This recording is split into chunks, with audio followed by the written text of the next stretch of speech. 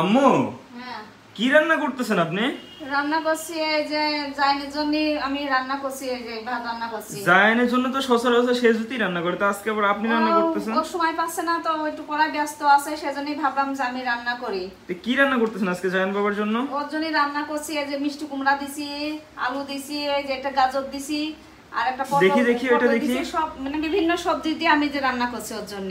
ও আচ্ছা, আজকে জায়ান বাবার জন্য মনে হচ্ছে খিচুড়ি রান্না করবেন হ্যাঁ, আপনি? ওর জন্য খিচুড়ি রান্না করছি। জায়ান বাবার খাবার কিন্তু আমাকেও সেজদি রান্না করতে দেয় না, যে কিভাবে কি দিয়ে কি রান্না করব, যেহেতু লবণ তেল কোনো কিছুই জায়ানের খাবারের মধ্যে দেয় না, যা বাটার দিয়ে রান্না করে।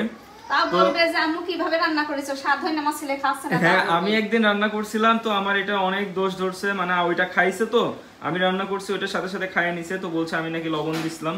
তো আমি কিন্তু লবণ দিছিলাম না, তারপরে দোষ হয়েছে লবণ দিছি। তো আম্মু কি লবণ দিছেন নাকি আজকে? আমি লবণ দিনে যদিও খাবি নি, বলবেন কি আম্মু কি তুমি কি লবণ দিছো, যে খাচ্ছে। হ্যাঁ, খাইলে পারে, মানে যদি একটু তাড়াতাড়ি খাই তাহলে বলে তোমরা মনে লবণ তেল তেল দিছো, আর টেস্ট যদি না করছো। খাই বলবে কি যে তুমি স্বাদ হয়নি, কিভাবে রান্না করেছো। হ্যাঁ, আমি রান্না করলে খাই তো। মা তো আসলে মায়েদের মন এমনই হয়। টমের ভিতর কি কি দিছেন? অনেক রকম সবজি মনে হ্যাঁ, হচ্ছে। এগুলো হচ্ছে ডাল আছে, চাল আছে, বাসমতি চাল আছে, ডাল আছে, এটা হচ্ছে পটল না? হ্যাঁ, পটল আছে, মিষ্টি কুমড়া, গাজর আছে, অনেক আর সবজি। একটু আলু দিছি। একটু আলু না? আর আলু বাচ্চাদের কম খাওয়ানোই উচিত। অল্প একটু দিছি, আর একটু যে বাটার দেবো। তো বাটারটা দেন দেখি। তো জায়ান বাবার জন্য কিন্তু রান্না চলতেছে। সেজুতি যেহেতু আর কয়েকদিন পরে এক্সাম, যার কারণে আর কি সেজুতি এখন রান্নাটা একটু কম করতেছে। যদিও এখন ওই করতো, বাট এখন নামাজ পড়তেছে, আম্মু শুরু করলো। এই যে এটুকু দিচ্ছি। অনেক তো আম্মু, হ্যাঁ অনেক হয়ে গেছে। অনেক না, এগুলো একটু দিই। আচ্ছা, যেহেতু তেল দেওয়া যাবে না, বাটার একটু বেশি দেওয়া লাগবে। দেন। তো এই যে জায়ান বাবার জন্য কিন্তু খিচুড়ি বসানো হচ্ছে। অনেকেই জায়ান বাবার রান্নার রেসিপিগুলো জানতে চেয়েছিলেন, তো আজকে খিচুড়ি রান্নার রেসিপিটা আপনাদেরকে জানিয়ে দিলাম।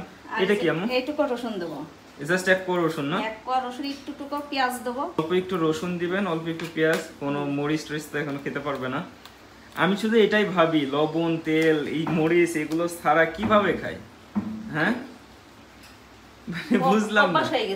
অভ্যাস হয়ে গেছে না? সবকিছু অভ্যাসে সবকিছু হয়। হ্যাঁ, বাট ডক্টরও কিন্তু বলে যে 1 বছরের নিচে বাচ্চাদের লবণ তেল এগুলো না খাওয়ানোই ভালো। ওইদিকে বাবা কিন্তু চিল্লাচ্ছে, ওর কিন্তু ক্ষুধা লেগে গেছে। হ্যাঁ, খেলা করতে দেওয়ার সময় একা একা সে চিল্লাচ্ছে।